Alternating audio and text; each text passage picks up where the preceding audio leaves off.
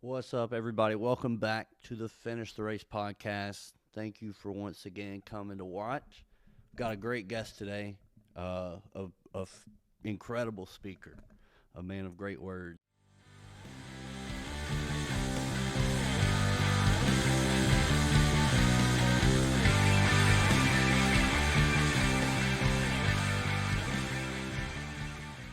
All right, Robert Moore the third.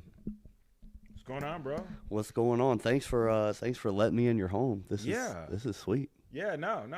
Dude, listen, one thing that most people know about my home is that my home truly, how people say my casa is su casa. Hmm. I believe that, my home was not just built for me, it was built for fellowship. It was built for people to come over and be able to do just this. Sit down and have conversations, talk about things and just see as you know, I'm a big component of stories, and so I love stories. I love sitting around with people and understanding who they are and what they're about. So, Yeah, yeah. yeah, man. You're a good storyteller. I believe the truth is, as I tell people, I believe we're all storytellers. It's a question of like how comfortable you are telling your story. Yeah, but it takes practice too. Like Well, oh yeah, for I know you sure, met some people that for sure. like I actually did a project recently this past semester with a friend of mine now, and my major in school is communication. Okay. It's something I've been wanting to get better at doing, um, and so our final project we had to come up with a workshop for people, and something that had bothered both of us. My the guy in my group was named Colin. Something that was bothering me and Colin was that people aren't as good at telling stories as maybe they think they are, but they still love telling them. And so our workshop was like teaching people how to tell stories. Yeah. So it was about, are you familiar with the Bard from like olden days? No. Bard. So the Bard would like travel from province to state to country, wherever it might be. And he was a speaker. He would recite songs and poetry, or he would tell stories or epic war stories, whatever it might be. And he would talk to townspeople and kings and queens alike. And the only reason he had a job and was respected was because of his way with words. So he Mm. was the storyteller. So our workshop was becoming the bard. Yeah. And so we were focused on like trying to help people like learn how to tell stories. Yeah. Well, okay. So as you were sitting there talking, I was thinking to myself, it's a lot harder. It would be hard for me to tell your story. Yeah. I couldn't tell your story. And it would be hard for me to tell my story if I didn't fully understand and know my story, meaning like understand why it is that I decided to wake up and go to grab some Bojangles this morning. Because just to say I woke up and went and grabbed some Bojangles this morning, well, why? Okay, so that's a missing piece that I probably should have told you. I woke up this morning and I was hungry immediately because I didn't eat dinner last night. So I wanted to go grab some Bojangles. I think there's a part where, as you begin to tell your story more, you realize the pieces that people need to be able to like practically apply that to their Hmm. stories. You realize the pieces that people were wanting to ask you in the midst of your story. Like, okay, so like, wait, why did you do that? Why Yeah. did you want to go there? And I think those are the pieces that make a story a good story. Now, I would also, I told my sister I would never give them credit, not because they don't deserve it, but because my mother's a storyteller. Okay. She's a cultural educator, and so she tells stories of our heritage. My dad is a pastor. So a good pastor makes a good storyteller.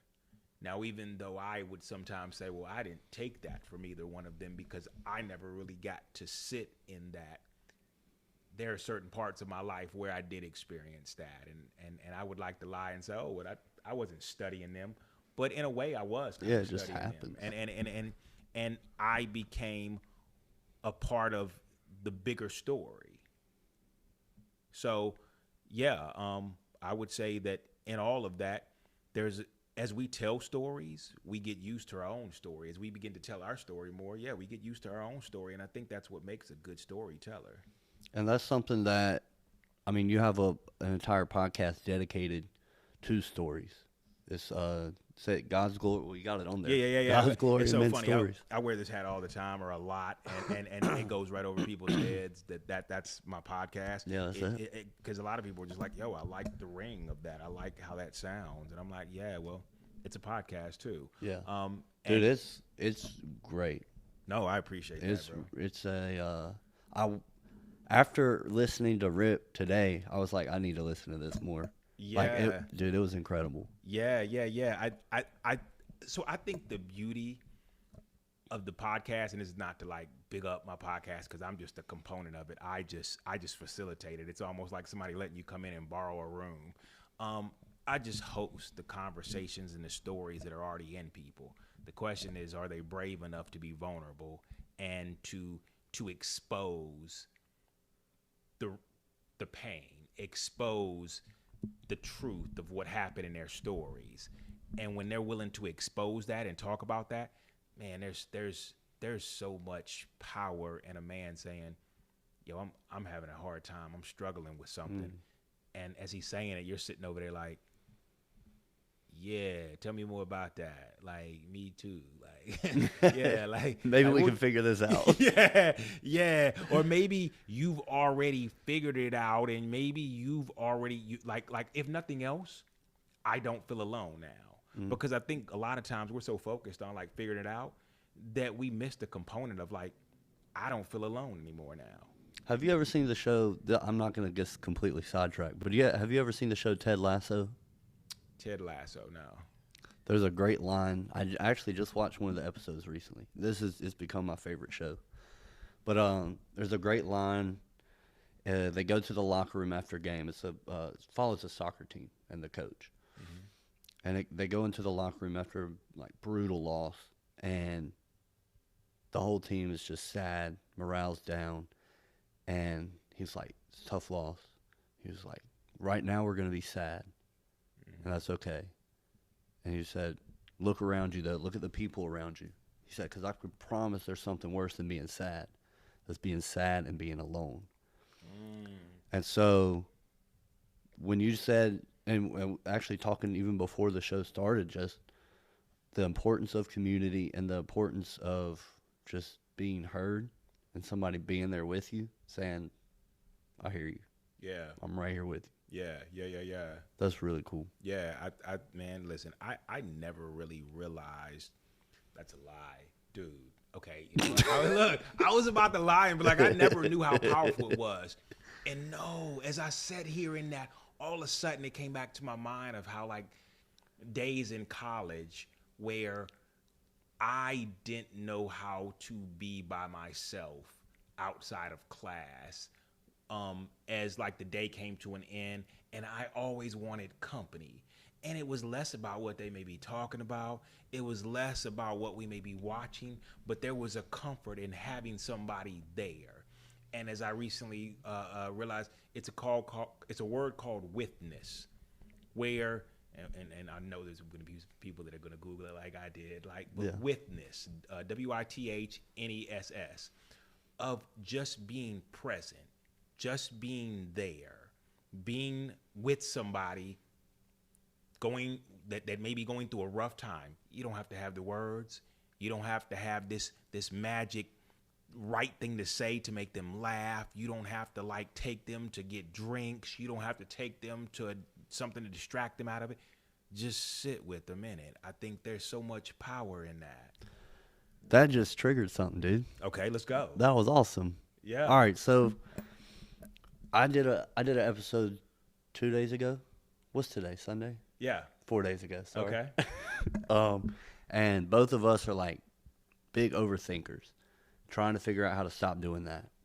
And the guy Eli, a good friend of mine, he kept bringing up trying to be present, right? So then when you're present, you're able to see what's going on around you, experience it, and then also remember it and contribute to it in whatever way, form that may be. This is what it made me think of. If you are listening to somebody tell their story, or they're just crying out for help, or whatever it might be, and you're sitting there and you're trying to think of what's the right thing to say? how do I don't know how to respond to this. What do I say? Then you're not actually present in that moment. Even though you're there physically, Right. the thing that you are, your soul and your mind and your heart, it's not there.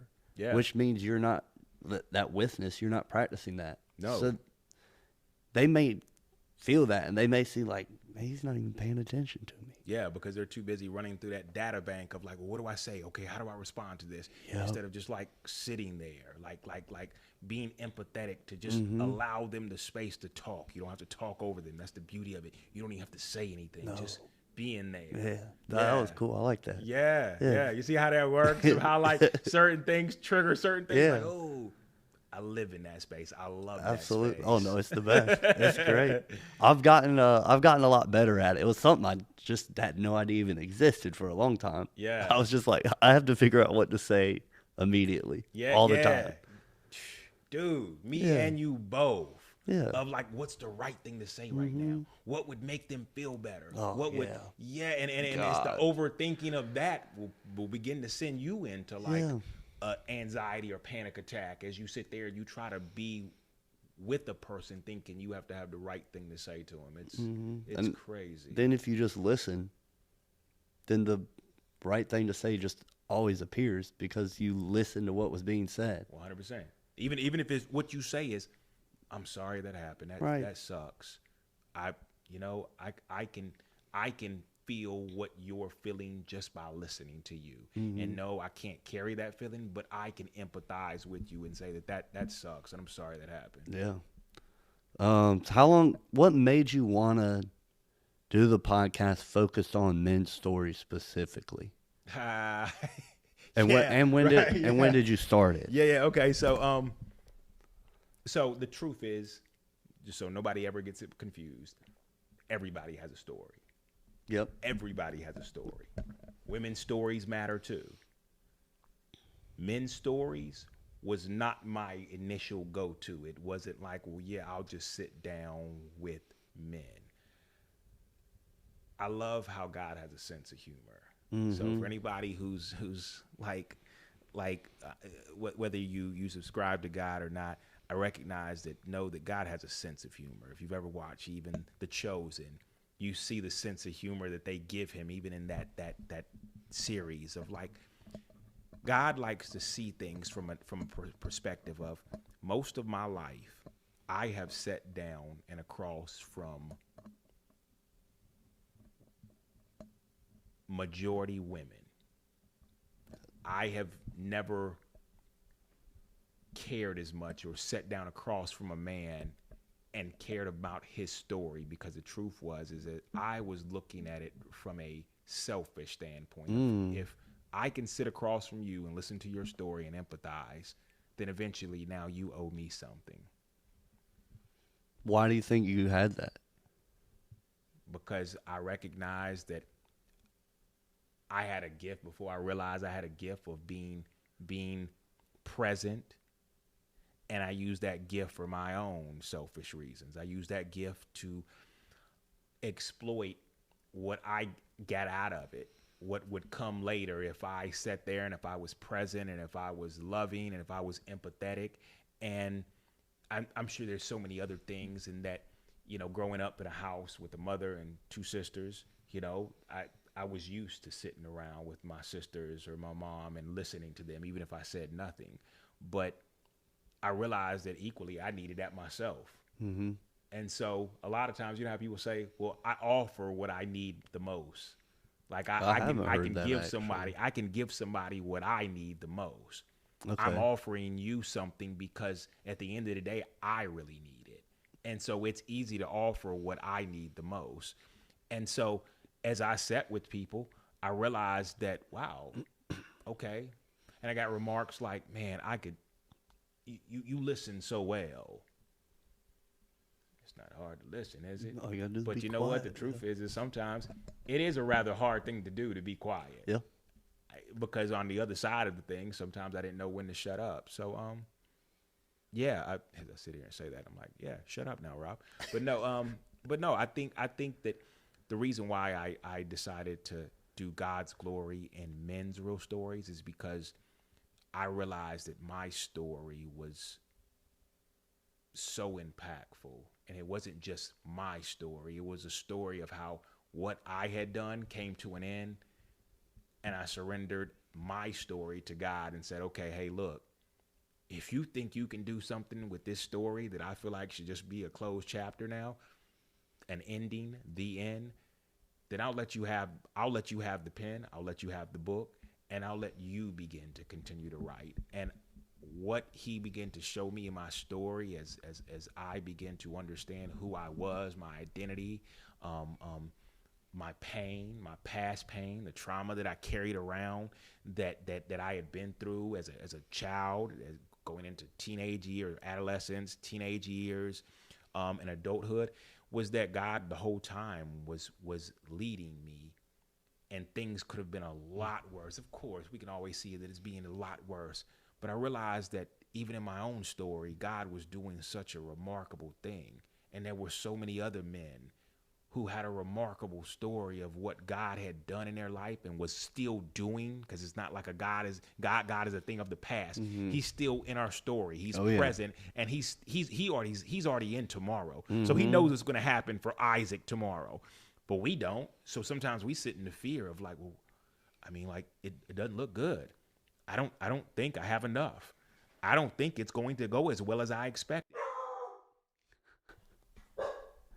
That's all right. That's our mascot for today's episode. Yeah. Little Corduroy.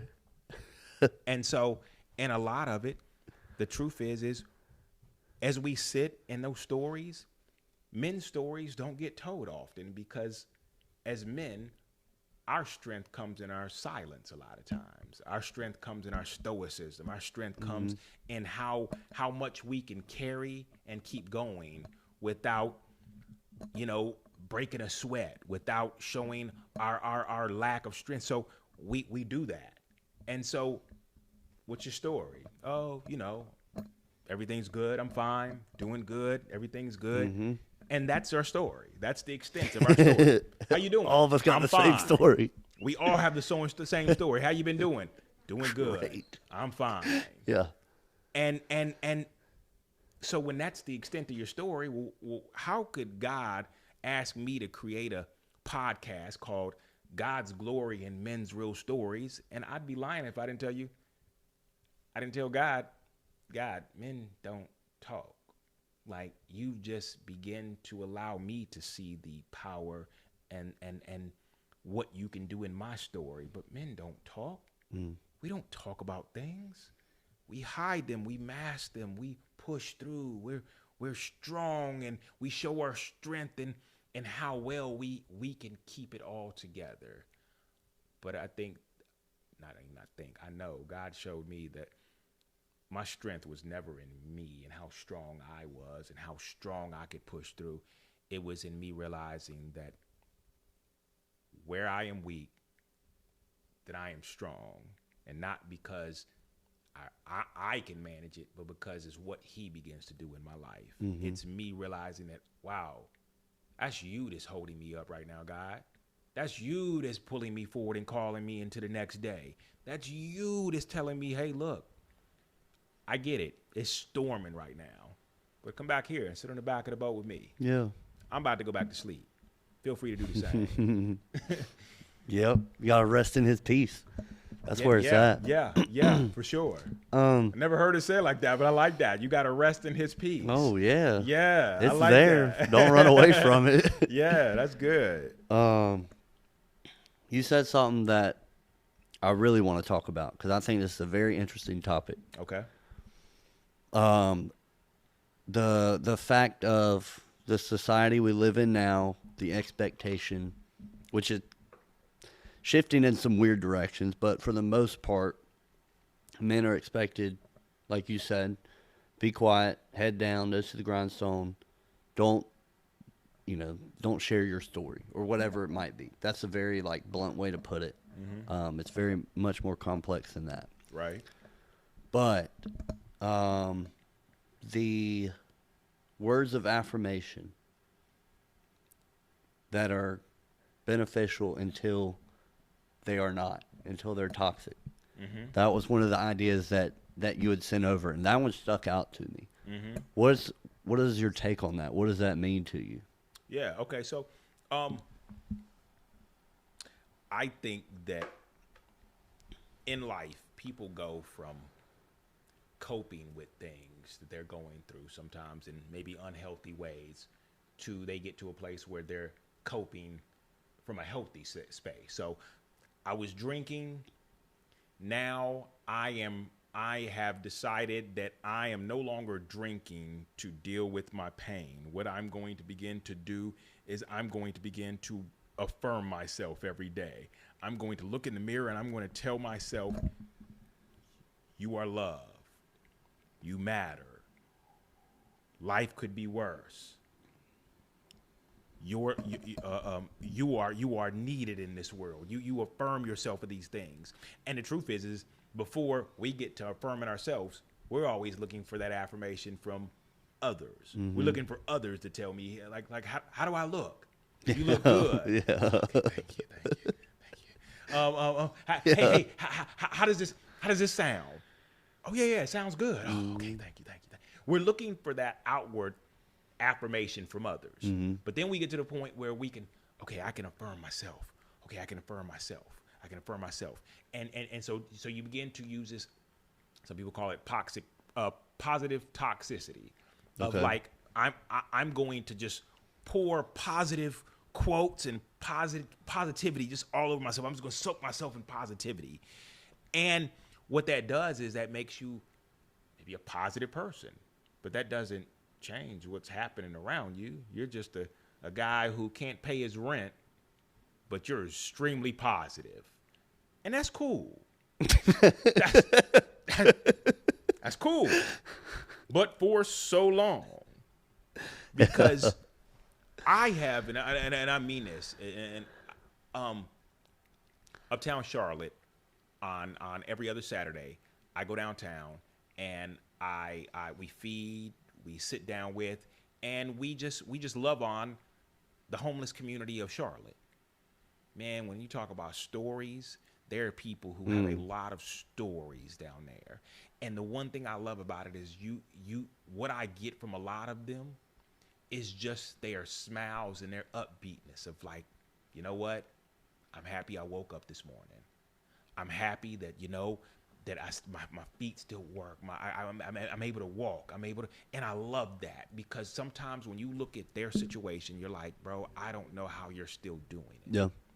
And so they bring a positivity to the space where you're like, bro, that's awesome. I'm so glad you can see it from that outlook.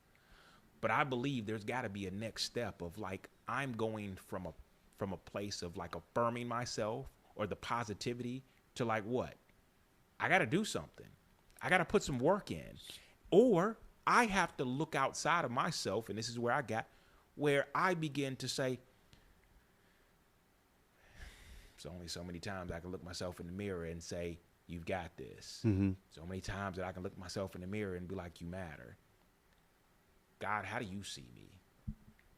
What do you know about me that I don't know about myself? And when I opened that door to what God knew about me, he began to affirm me about areas of my life and who I was as his son that I never realized. Big one here, okay? I love this one.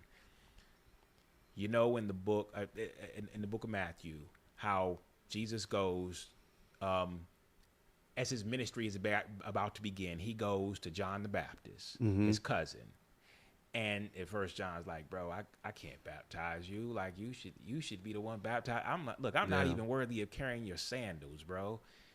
But at that moment, when he dipped him under the water, after he agreed to baptize him and he baptized him and he dipped him under the water, Jesus hadn't turned water to wine. He hadn't healed the sick. He hadn't done anything yet. Yeah. But what did his father say? This is my son in whom I'm well pleased. There is no greater affirmation or person that can speak into your life than the person who created you. And when your father is pleased with you before you do anything, God, I woke up this morning and I don't know if I'm gonna make you proud, but you're telling me that you're already pleased and you love me and you're proud of me. I ain't done nothing yet, but you're proud of me. I haven't gone and served anybody yet, but you're proud of me. I haven't shown up at my job and done anything yet, but you're proud of me. Sit with that for a while and realize how proud your heavenly Father is of you before you do anything, and tell me somebody else that can affirm you better than that.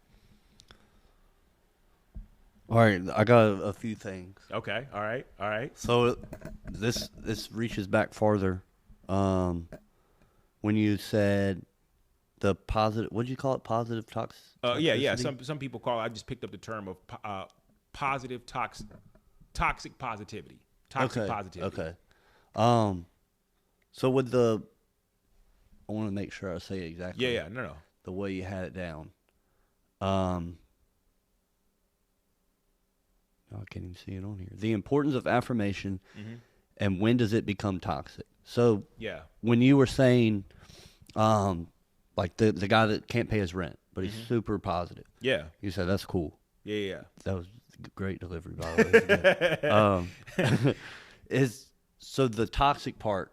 Just so I understand, you're saying like it's great to be positive, but you can't just sit in that and not like put anything else towards it. Is that what you're saying? Like you still have to work. You still have to like Right. take the next step. Well, tell me this: the word faith.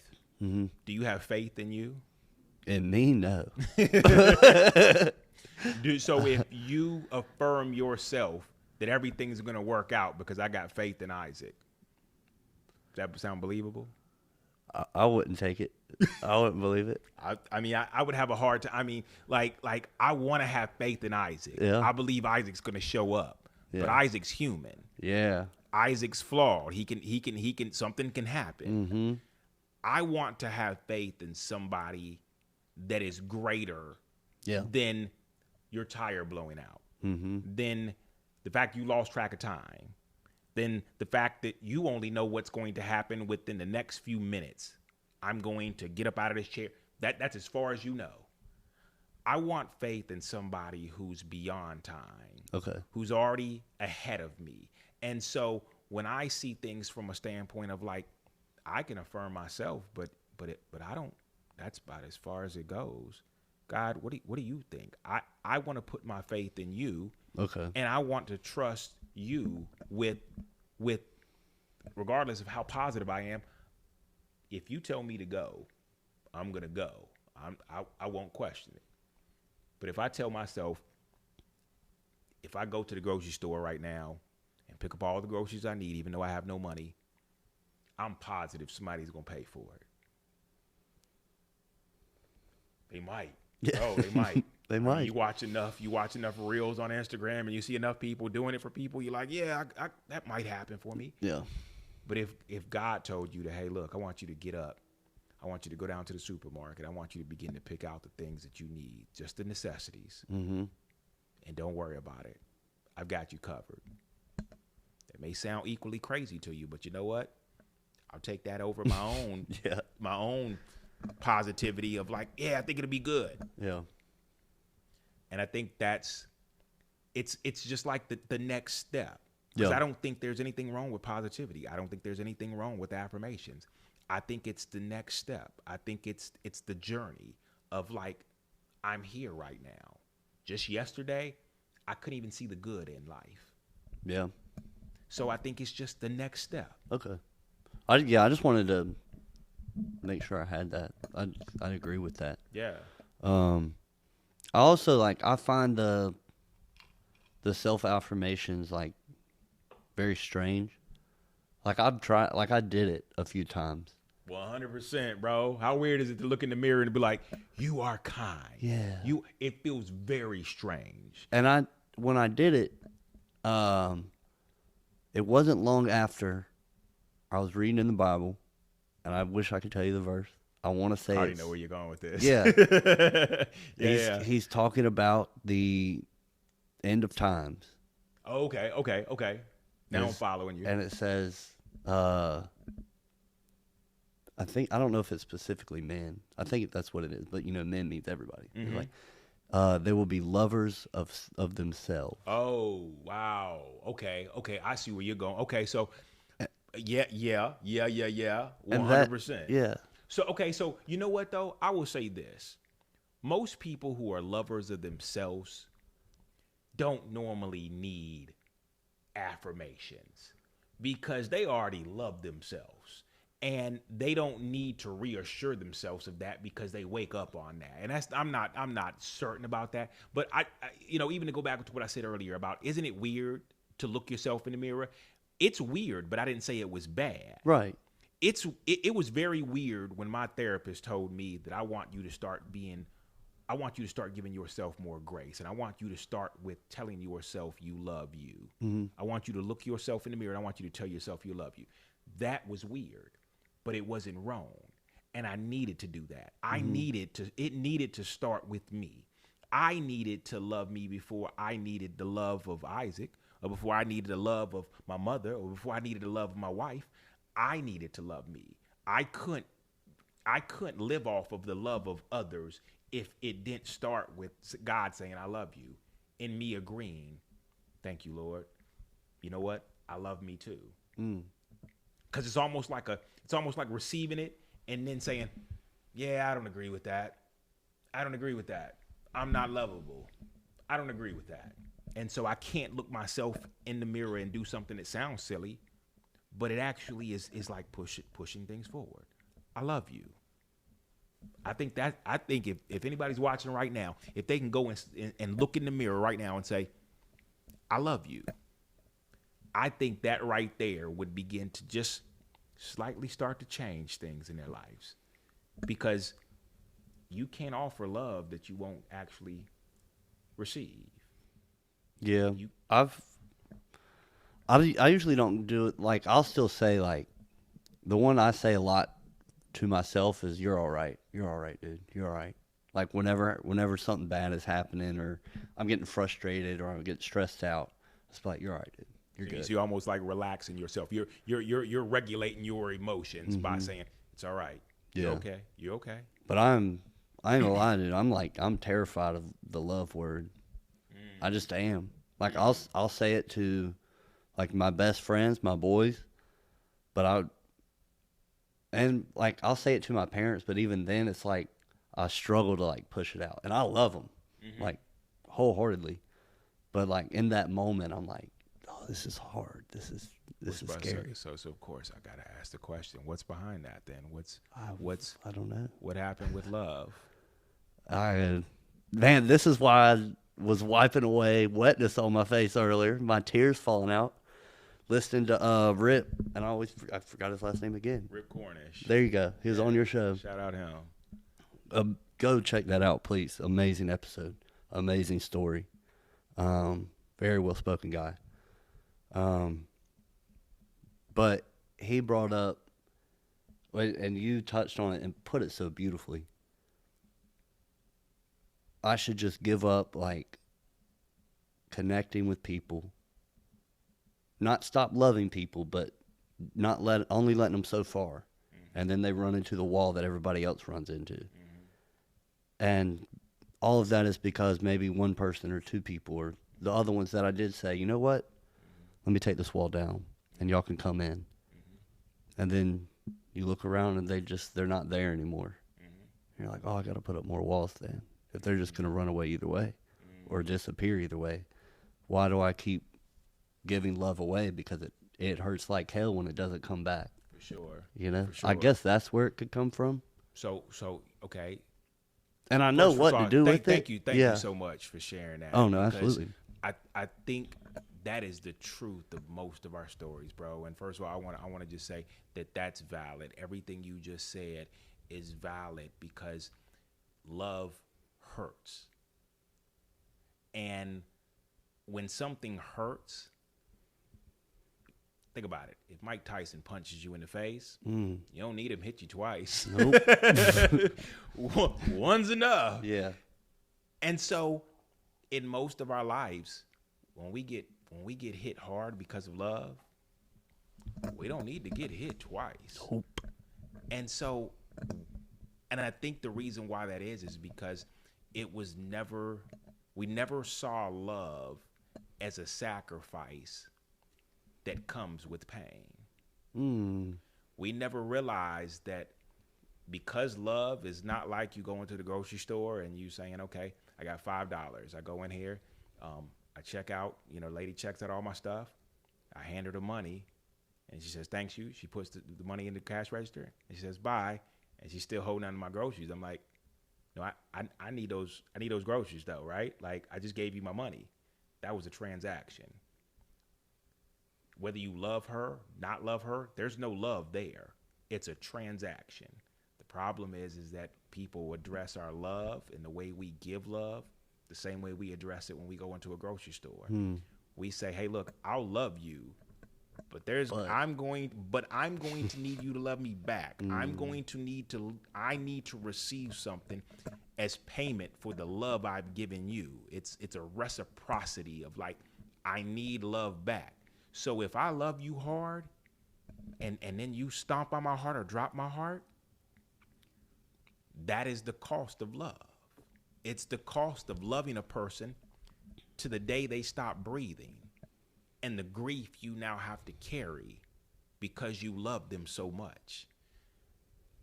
I think that we've been led to believe, as I was, that love is just free until you decide you don't want to give it anymore, and then you can just stop because it hurt, instead of saying, no, love does hurt, and I'm going to give it freely, knowing that in exchange for my love, I'm not looking for anything. If you don't love me back, I'm going to love you anyway. If you stomp on my heart, it won't keep me from still giving my heart away because it's the cost of true love. Transactional love is different. So you have to almost ask yourself, am I looking for true love or am I looking for transactional love? And if I am, then yeah, I need you to return that love back to me. I need you to respond back. And I will say that not the Hollywood love, but the love that I began to understand from 1 Corinthians 13 changed how I saw love forever. Like it changed my understanding of love. It changed the way I offered love and everything. It changed it all, man. It love was no longer looked at the same way. And is that the one where love is not? Love is not. Yep. Love is not selfish. Love is not boastful. Love no holds no no,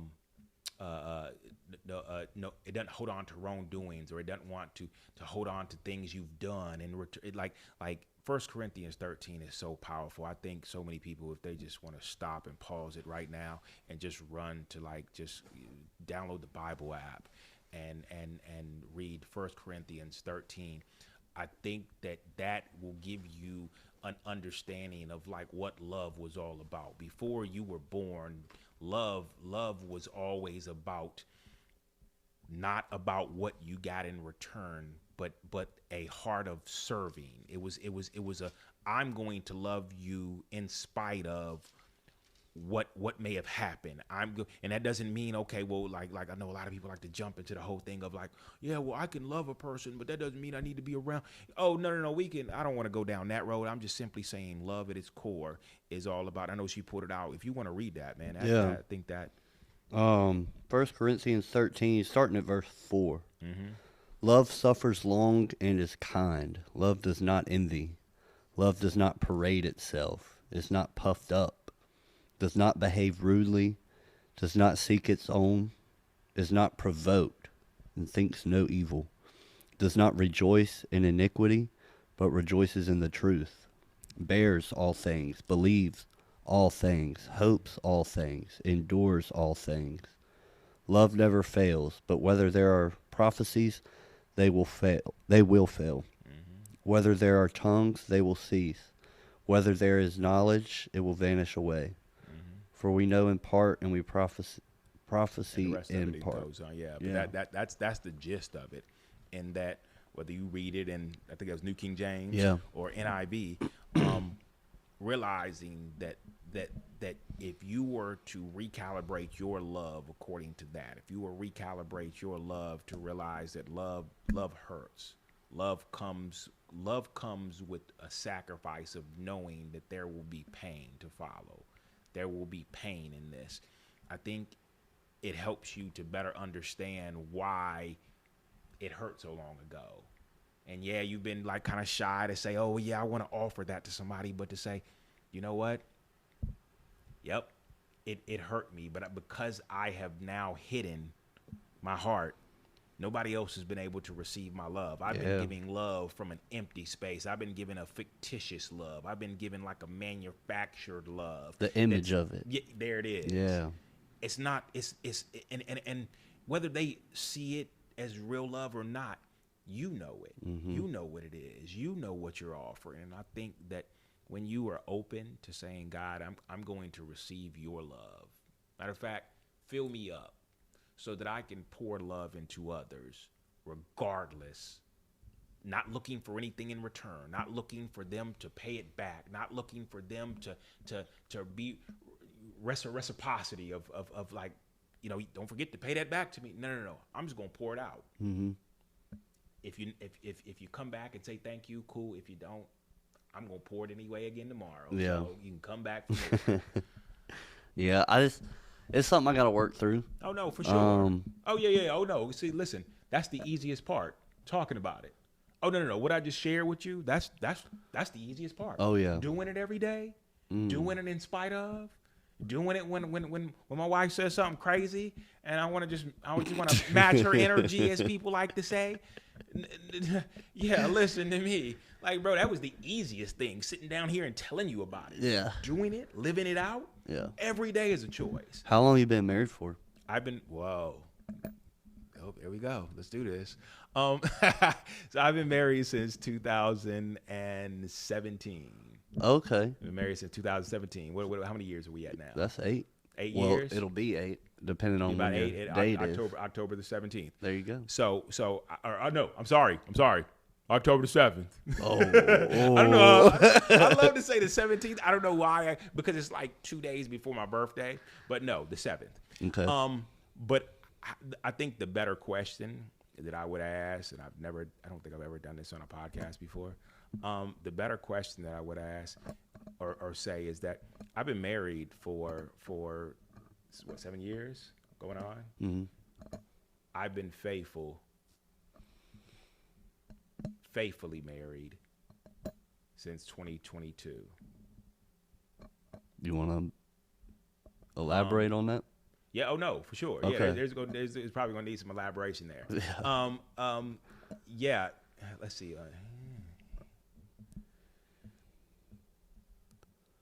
I have lived out a life and a marriage that looked good to everybody who may have been looking at it on the outside.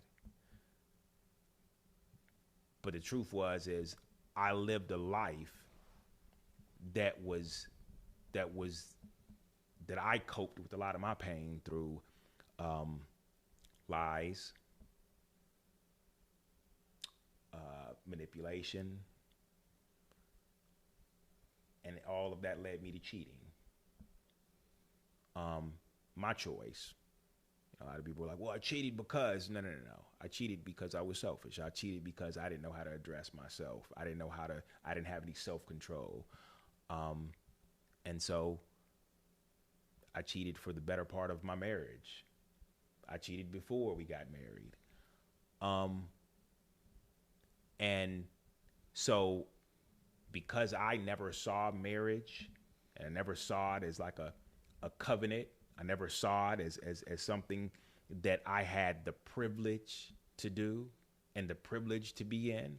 And because I didn't know how to, as you said earlier, I was holding on to my heart. Mm-hmm. I wasn't freely loving. So when you're not freely loving, it might be because you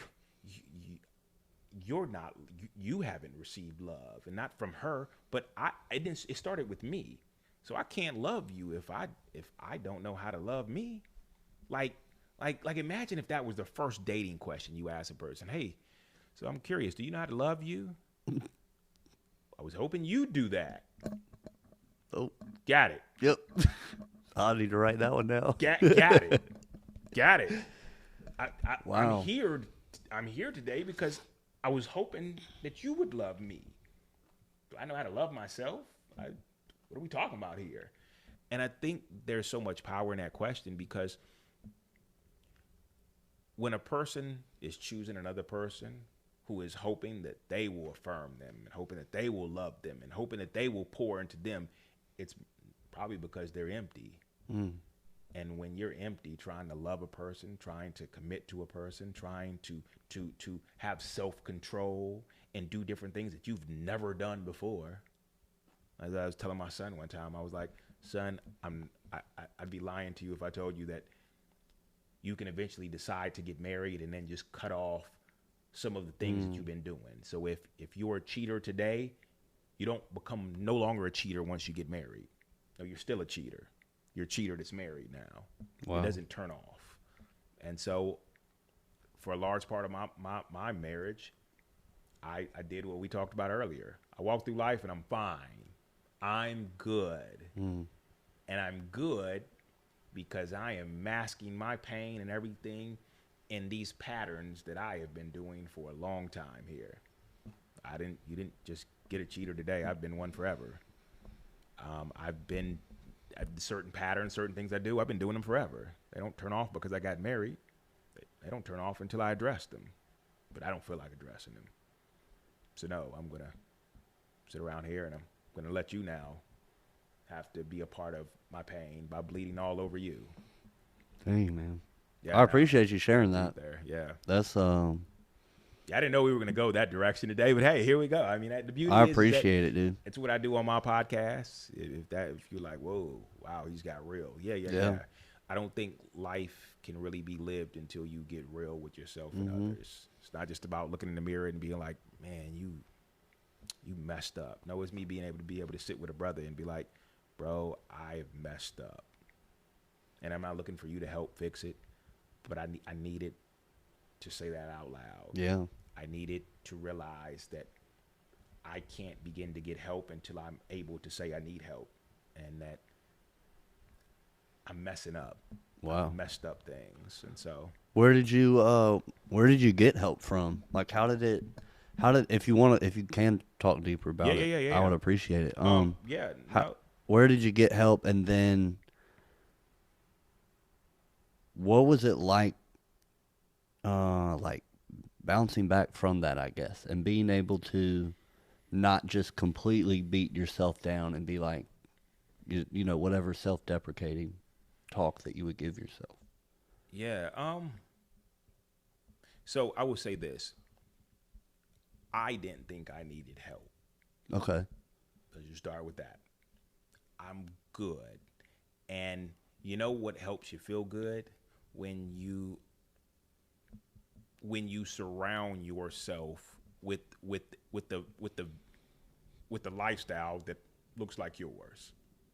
So, if I'm always watching shows that show men who are good to their wives but step out on them, then I can say, see, that's how men are. That's what we do. Mm-hmm. We're good to our wives, but in return, in order to feel good or whatever it is, whatever whatever lie you've told yourself, I gotta go and gotta hang out at the bars, and I gotta stay out at the strip club, and I gotta go and nurse my pain with that. And so you're good until you realize you're not. But then the question, when you realize you're not, do you say, all right, man, I'm good? Do you bring other people around you and you say, man, I don't think I'm good. I don't think I'm good. Nah, bro, you're fine. You're fine, bro. You're good. You're good, bro. You're just going through a rough season. You're going through a rough season. It's cool. Look, let's just go back. Let's kick back, hit a couple more brews. Mm-hmm. Let's go find some things that'll take your mind off that. You're gonna be fine. And you go back into the loop again, and you just keep recycling it until you finally just get tired and you say, "No, man, I'm not good, bro. I'm not good. I need help. I've ruined my marriage. A lot of people would say, "Yo, bro, you just got caught." Oh, No, no, wow. no. I came home one day and I hit a wall, and what I thought was gonna happen in my life, it fell apart, and I couldn't hold it together anymore. I was tired. I was tired. And when a guy says I'm tired, a lot of guys understand what I mean by that. I'm tired. And I told my wife, I said, look, I ain't been faithful to you. I haven't been honest with you. And I've been lying and cheating and doing a lot of stuff behind your back. And I know right now that's just a little shocking. And you're like, what's happening? What's going on? And you're wanting me to be like I'm joking, and I'm not. But I'm tired of hiding. I'm tired of lying. Because once you start lying, you got to lie forever. You got to keep lying. And once you make that move, that is your first call to say, I need help. And from there, it went to me saying for myself,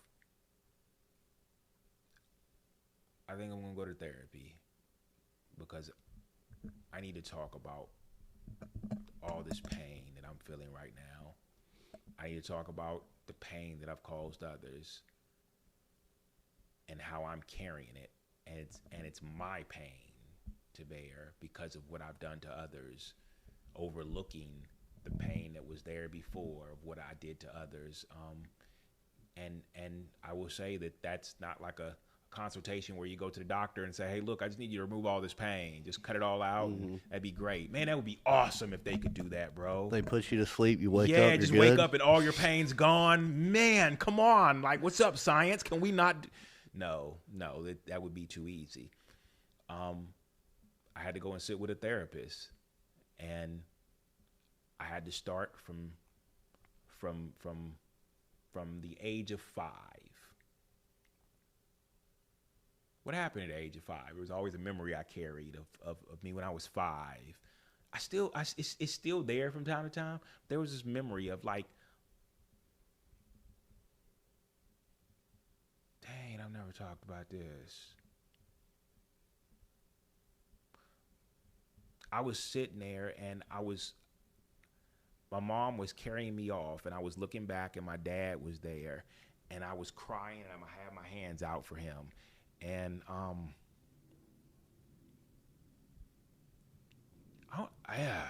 Take your time. I don't know why I held on to that memory. I don't know. The crazy thing about it is you have memories sometimes that you can't make sense of.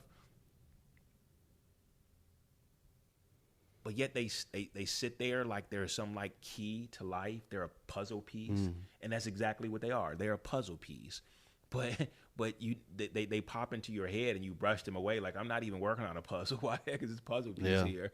And it was little memories like that where I would sit with my therapist and say, I don't know why that's there. Okay, well, outside of the fact that that's there, how did you feel? Mm-hmm. How did a 5-year-old me feel? I don't know. And as you begin to sit with that, instead of trying to brush it away like you always have, you start to sit with feelings that you may have never spoke about because you never sat with that piece and looked at it and been like, I don't know why I've been holding on to that, why it keeps popping into my head.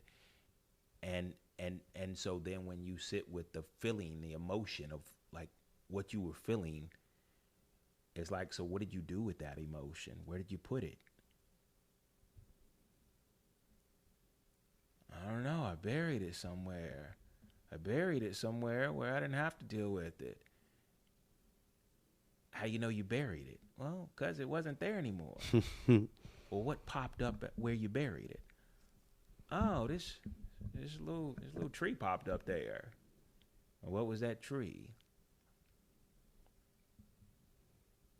That tree was the thing where I started lying.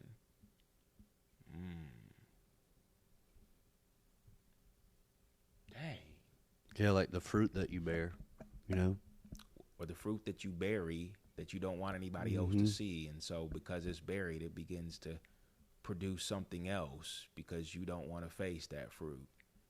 And now, instead of having the emotion of sadness, the emotion of abandonment, you now carry the pain that brings forth lies, the pain that brings forth people pleasing because you don't want anybody else to leave, a pain that brings forth things that keep you protected and allow you to survive life. And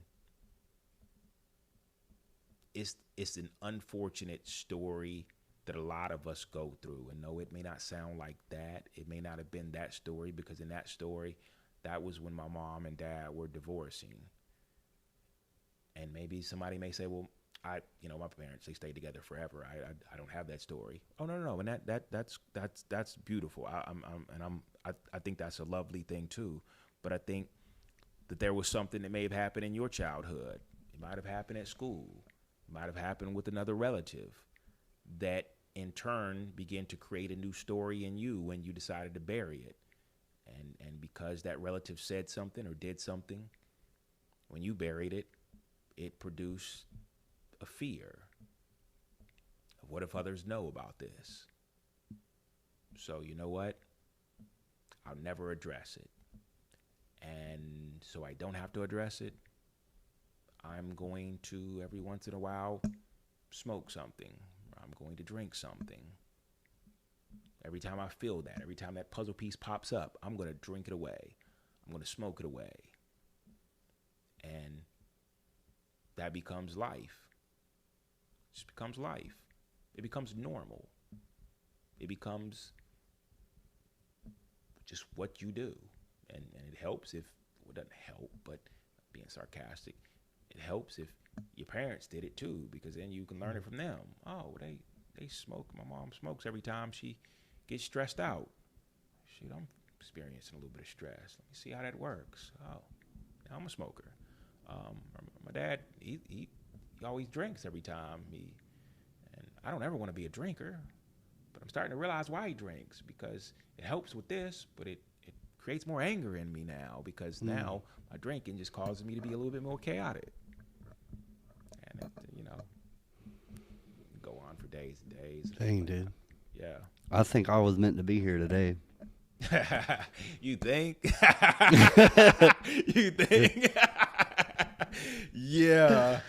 Welcome to my life of like where I sit down, be with us and over and look at my brother right now. And I'm like, yeah, welcome to our life of realizing that, like, yeah, no, God already knew, and he sets these moments up where you're just like, oh yeah, bro, it's just a simple podcast. We're just gonna talk about some good things. We're gonna talk about, go through, and then all of a sudden you're like, oh crap, what just happened? Yeah. Like my whole plan just got sabotaged. So where do we pick up from now? Yeah. That's yeah. I you said earlier, God's got a sense of humor, and it's he writes the best jokes for sure. Yeah. Man, this one in moments where I don't know what to say except thank you for going into that and being vulnerable and saying all of those things that spoke. You know how the Bible says the word pierces your heart. Mm-hmm. That was in there getting some stabs right there. Mm-hmm. Yeah. I think I love how you put it. It was getting some stabs, but I think that because God knows that He created your heart for Him to take up occupancy in it.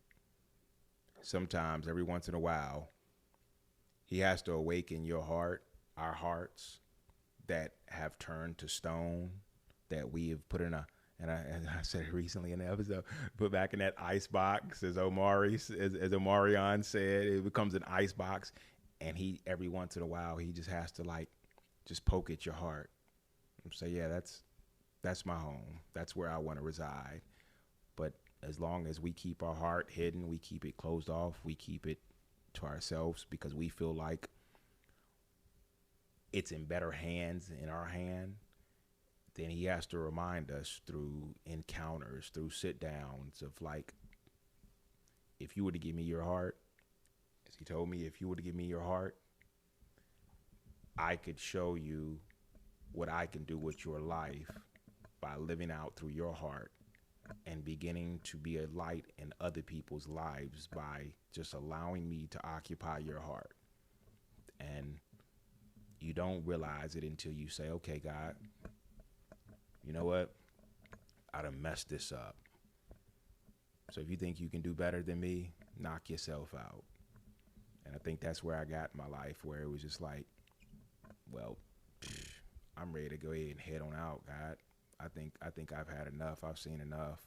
I don't know if you can do better, but yeah, no, I'll give you my life. I'll push all the chips in. I'm all in. And that's when he turns that car around and starts driving in a direction that you never would have gone to. He drives you back to the things that you didn't want to. Whoa, God, wait a minute, where are we going? Wait a minute, this looks like my old house. Wait a minute, this looks like my grandmother's house. Wait a minute, wait a minute, why are we here right now? And it's like, yeah, he needed to drive you back through that because something that happened there. He needs you to sit with. He needs you to address, because what he's going to do with that is not for you to like put your chest out and be like, yeah, look, God, look what he did with my life. But it's more so you can be like, man, God, don't sit me nowhere that I can't give you the glory to say, look what he did with my life. He took something that was like trash. Like some people have probably heard me earlier and be like, man, a cheater. Like, why don't even listen to a cheater? Yeah, he took a cheater, man. He took a guy who was trash when I looked myself in the mirror, and he said, I can do something with it, but I need you to tell him the whole story. Don't just tell him like how like when I brushed you off and how you were clean again. No. Walk through the trash so they can see how your life is lived out now. There's power in that, bro. Mm-hmm. That's where the power is. It ain't in this beautiful story of like, oh yeah, like look at me now. It's like, nah, you needed to see me before so you can realize that like I didn't do that. It's heavy. It is. It is. Yeah, that's something. That's something that I've been trying to work on in how I carry myself in public, in the workplace, in classrooms, in relationships. For the longest time, I didn't have a problem like telling people I was a Christian and that I believed in God. And then I can't remember when it was, but it stopped feeling okay for me to do that.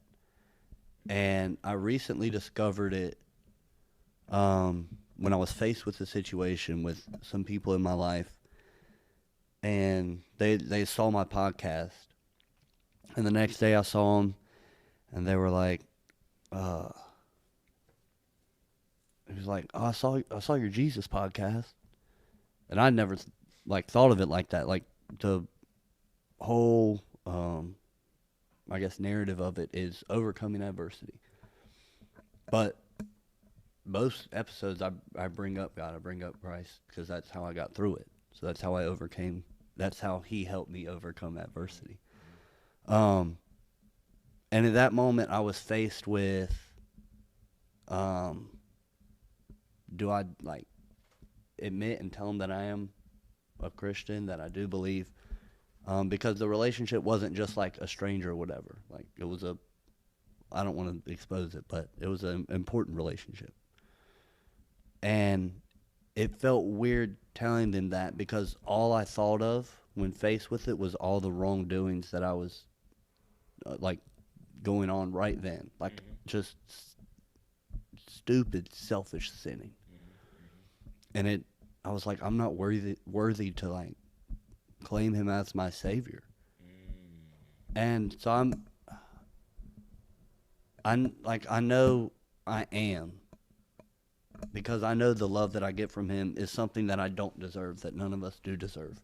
And so, as hard as it is to accept it, I that's all it is. Like, I have to accept it, Yeah.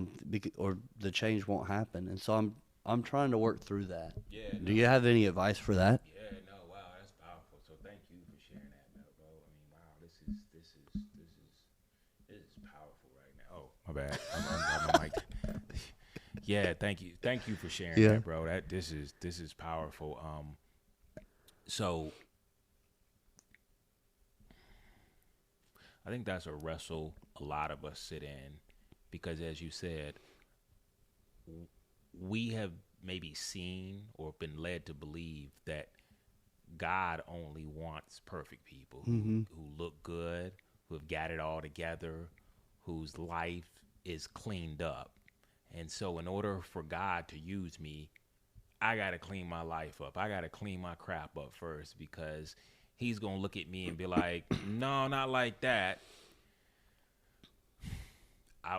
I want to clear this up today. That is one of the biggest lies of the enemy. He wants you to believe that your life is not good until it's cleaned up. Like he will tell you God doesn't want you. Now that sounds crazy because it sounds like he's almost telling you, well, if you clean your life up, then God will want you. Well, when would the enemy ever want you to take the stance of being? So what he does, he gives you an impossible task of you cleaning your life up on your own so that God can use it. So God can use you, knowing that you'll never do that on your own. Nope. He knows it.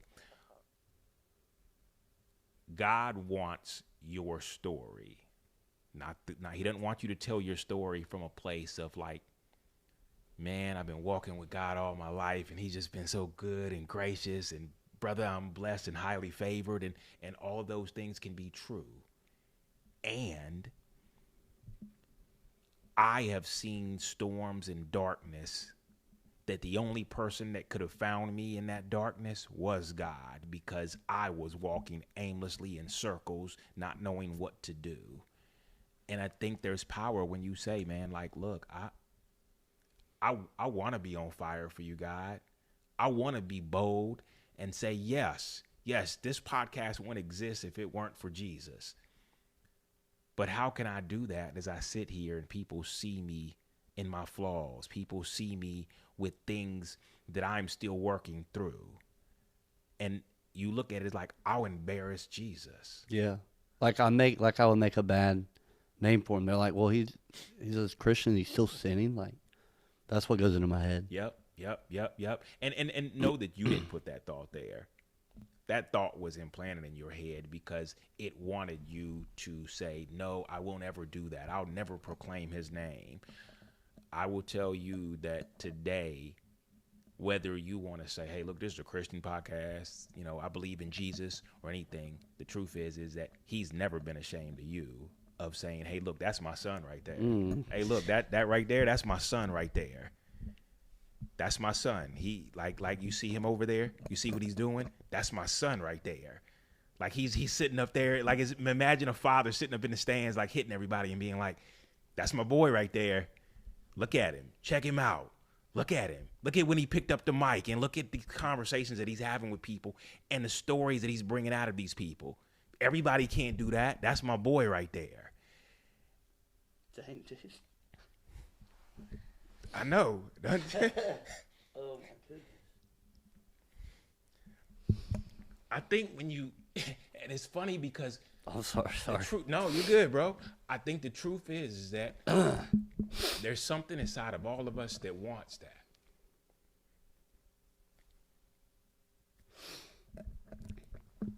We want somebody to be so proud of us that will be like, well, I don't want you to look bad, guys, so I'm not going to say your name, and I'll mask it. When the truth is, he's like, well, that's not going to stop me from saying your name. That's not going to stop me from continuing to use you. And I think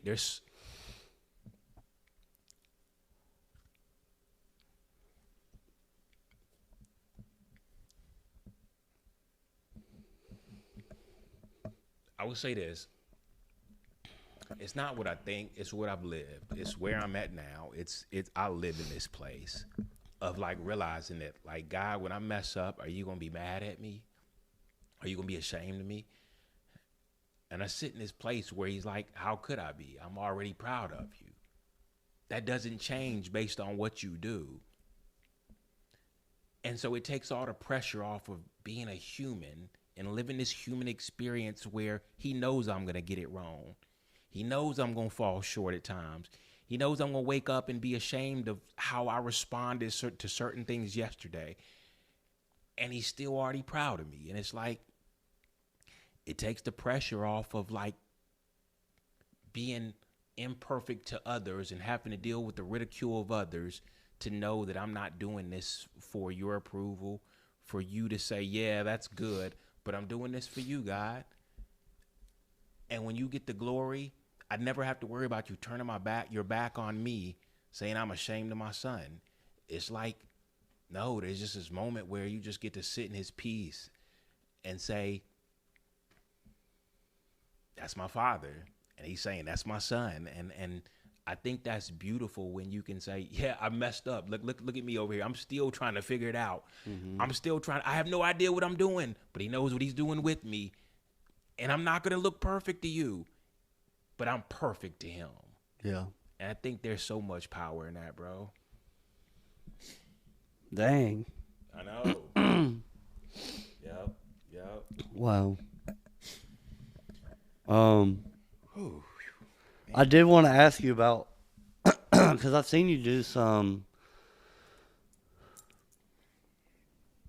I just want to thank God for that moment. Yeah. For real. Yeah.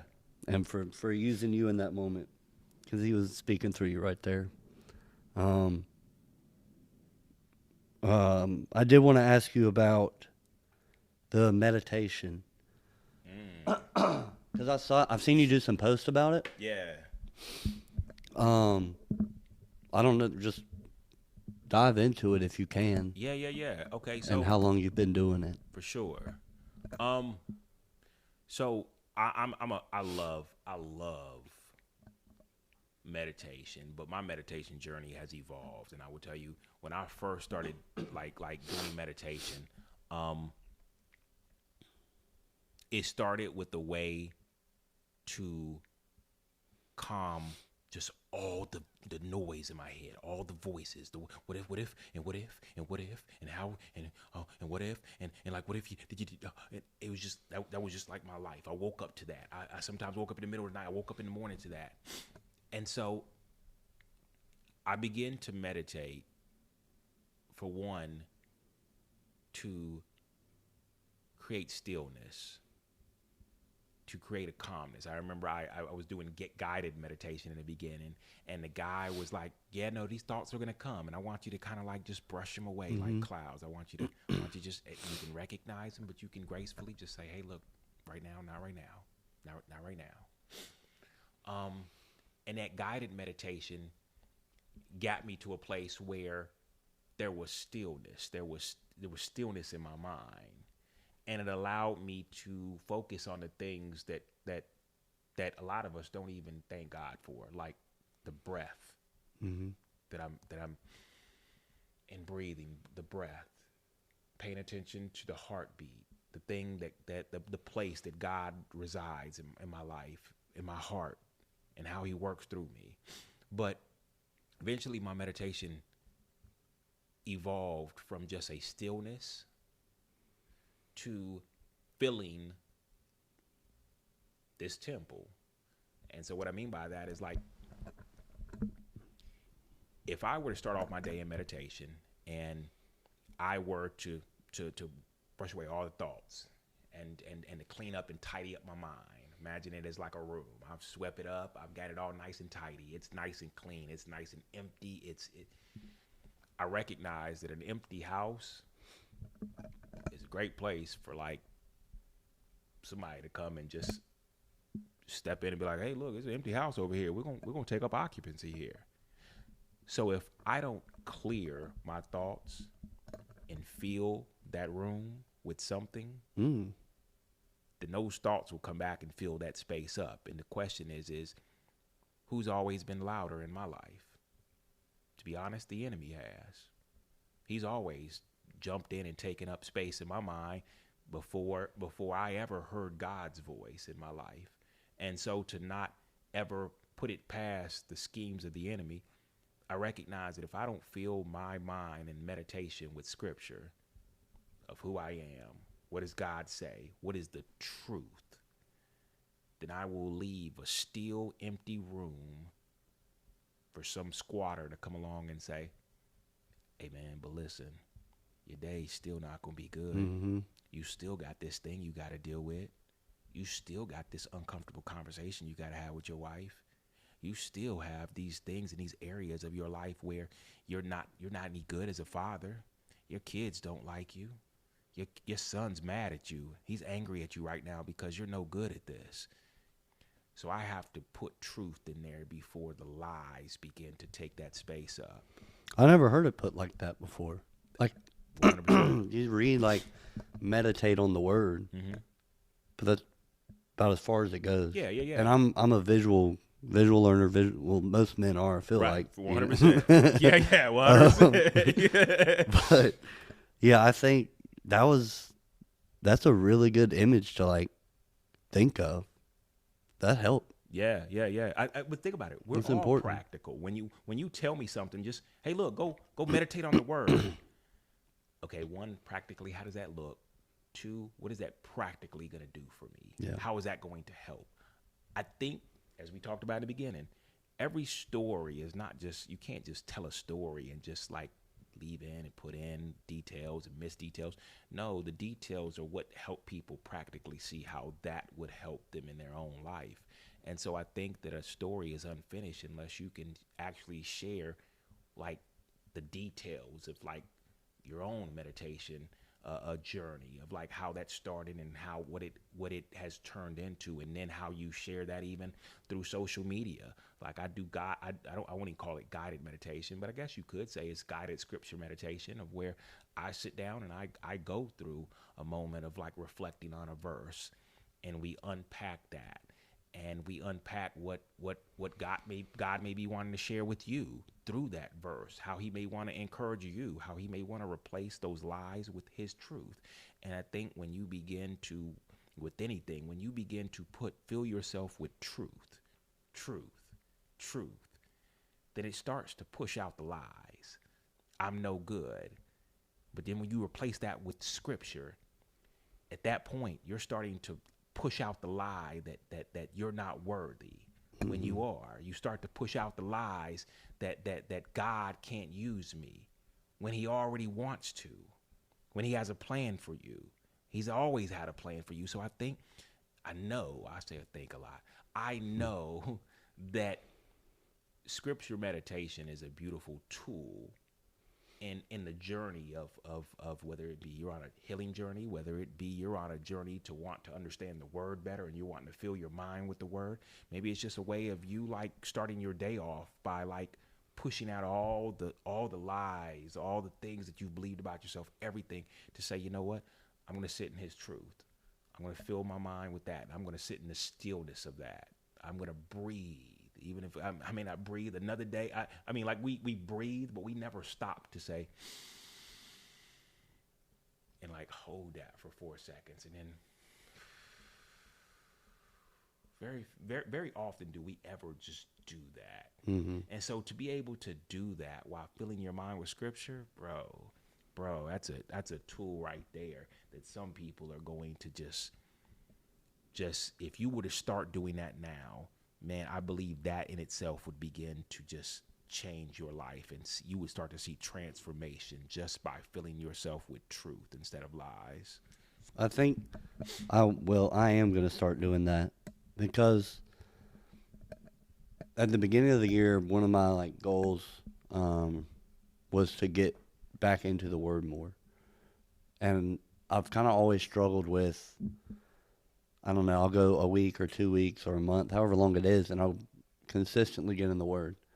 But then it becomes, I don't know, too scheduled. And it's just like, well, this is what I have to do now, so I'm going to go do that. But taking that breath in that moment and like, okay, hold the Bible and take the breath and say, thank you, God, for just bringing me to this place to where I can join in communion with you and speak with you and listen to you and praise you and read your word that you gave to me. Mm-hmm. Witness, right? Mm-hmm. Yeah, Mm-hmm. being Yeah, look being at with you. I God. like it. I like Yeah, it. Yeah, in His presence, in just His sitting in His presence.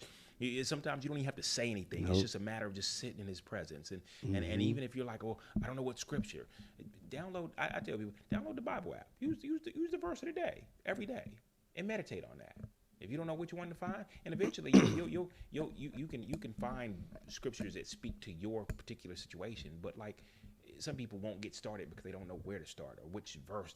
It's like, listen, don't let that keep you from Yeah, doing it. But yeah, no, you listen. I love how you just said that. That's yeah, yeah, that's what it's all about. that'll be good for me. Yeah, Um, I could sit here and do this I until I know. fell asleep. Yeah.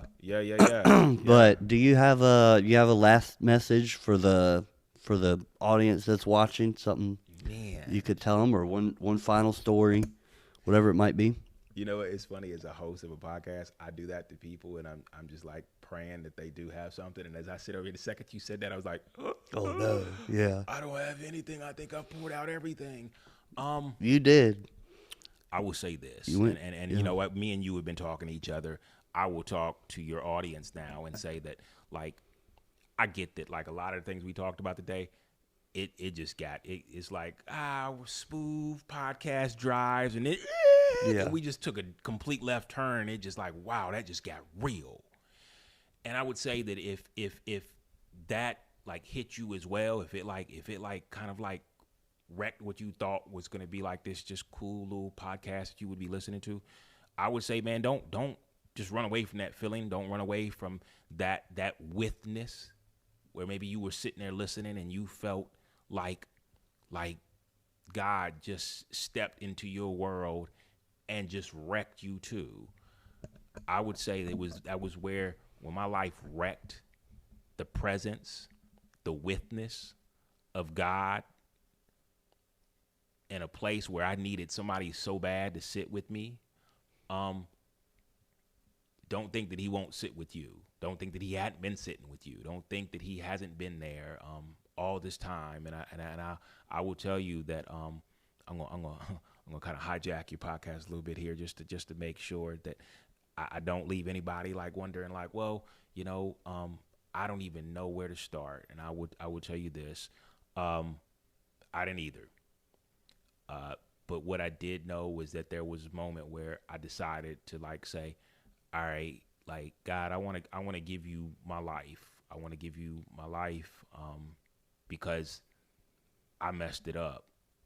I got pieces here right now, and it's broken, and I broke it. And so you know, I know that I know it's a heart posture of saying, okay, God,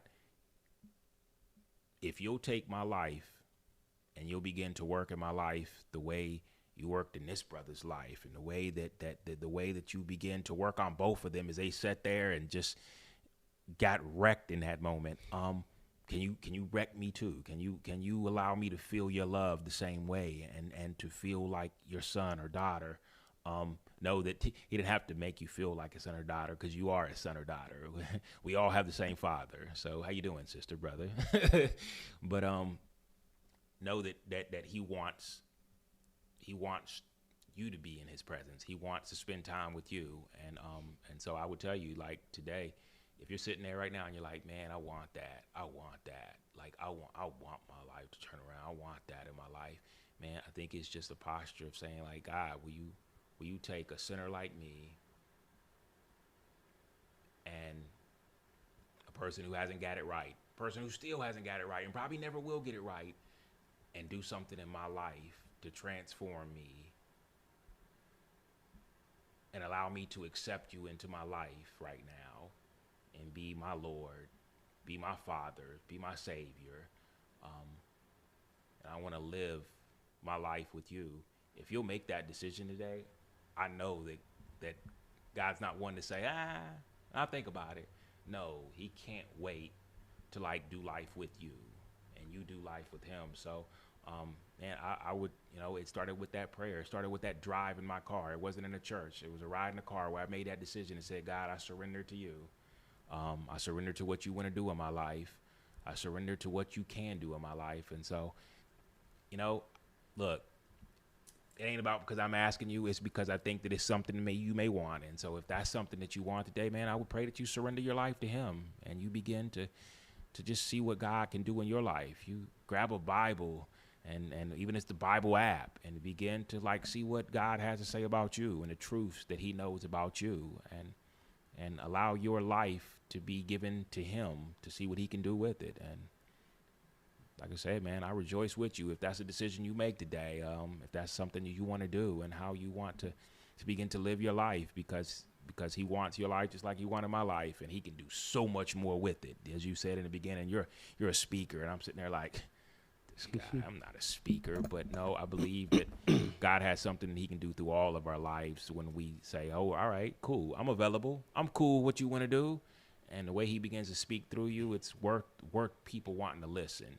People will begin to listen because it'll sound different. So I appreciate you inviting me on here today, man. Like I don't want to overlook the fact that like that yes turned into something that I did not see this conversation going this way. I think either of us did.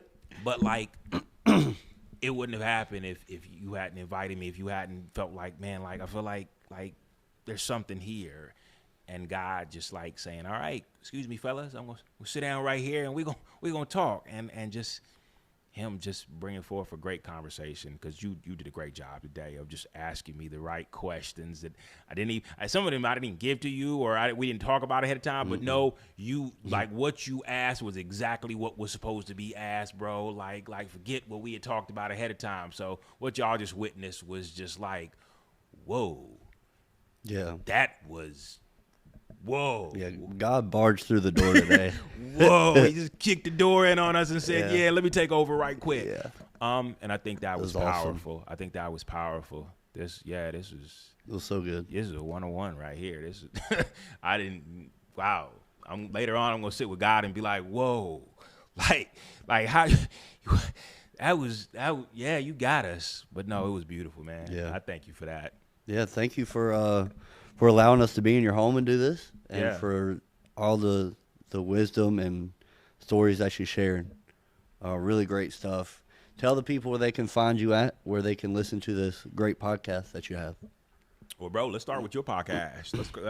Hey, look, listen to me. If you tuned in here, bro, first of all, you go and check my man out. Check out his podcast. Don't be a stranger. Continue to listen. As my dog just said, and but also you can feel free to come over to God's Glory and Men's Real Stories, or you can look me up online at any social media tags, God's Glory and Men's Real Stories, or my own personal tag is Rob, ROB _ no more, or NOMOORE, because my name is Robert Moore. So it's a play on words, but for people who understand, they get it, because they understand a lot of my story. But yeah, no, check me out. I'm sure he'll link my information below. But yeah, man, I'm glad to rock with you today, man. This is cool. This was a God moment. This was heavy. Was great. One of those beautiful times, man. Yeah, it was great. Thank y'all for listening. I appreciate it. If you enjoyed today's episode, if it struck you in some way, reach out. That'll be awesome. Let me know what you think. Leave a comment, like, repost, follow, whatever you want. There will be more great conversations like this, I pray and I hope. So thank y'all for watching. Oh, can I throw this one in real quick? You got it. Man, matter of fact, if you made a decision today to walk with Christ, man, do him even one more solid, yo, and put in the comments, yo, I made that decision today. Yes. Put, that would wreck me if you did that. So please don't keep that to yourself. No. Tell, put it in the comments, because we want to rejoice with you. Like, tell somebody. Tell somebody. Don't keep that to yourself. Sorry, I just thought about that. I'm glad you did. Man, the reason for that. Yeah, for sure. Like, don't let Don't let that just be a decision that you get to like rejoice on your own with, man. We want to rejoice with Yeah. you, like for real, man. I would, yo, that would Yeah. that would wreck me, bro. But yeah, no, that would make my day, man. Just because I'm always talking, I feel like 10,000 people could listen to this episode, but if like one person, I think. All right, we're not gonna get started back up. But like, man, I feel like I'm always talking to the one. Yeah. There's that one person. It's like that's the guy. I'm looking for you. I'm looking for you. I'm looking for you. Like God's talking to you right now. Like this ain't about me. Don't do it for me. Don't do it for Isaac. Do it because like you feel like he's pulling at your heart right now. I'm done. That was that's what I tell people when they ask, because the first thing people ask when they're like, "Why do you do the podcast?" Or I tell them I have one. They're like, "Oh, well, how many people listen? Oh, how much money do you make from it?" And it's not like, it's funny to me. I get it. That's like the culture that you grow up in. So it's just always on the forefront of your mind. That's the important part of it. And I just straight up tell them, I'm like, "Oh, it's not. That's not why I do it. I don't care about that." And they're like, "Yeah, but how many?" Then I'll tell them, just, all right, I'll satisfy you. But it's always if one person can hear it and it makes an impact, or it somehow a seed gets planted that helps them overcome some hard time in their life, and then they get led to Christ, like, that's all it is, man. For sure. Yeah. For sure. That's what it's all about. A lot of this is obedience. It's not about how much I'm gonna make or how popular of an influencer I'm gonna be or like what impact I'm gonna make. No, man, it's like, yo, like how can I point more people to Jesus? Yep. How can I be used to allow them to experience the same thing I get to experience every day? Bro, this is not about we're trying to sell you anything, bro. I wish that you could experience like what he could do in your life the same way I experience it on a regular. Absolutely. Yeah. Yeah. Thank you again, bro. Thank you, Rob. This was great. Thank y'all for watching. We'll see you next time. All right.